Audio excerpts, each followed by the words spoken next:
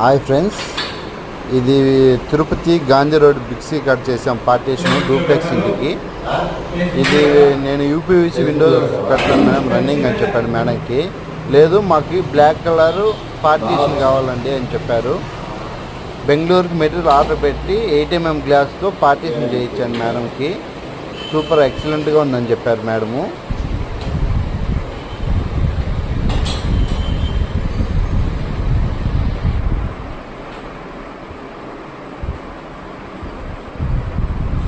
నేను ఒకటే తీసుకోవచ్చు కదా, అమ్మకి ఈ పాసిబిలిటీ కూడా ఇట్లేసి ఒకటే కూడా ఇన్సైడ్ లాక్ వేసేయండి.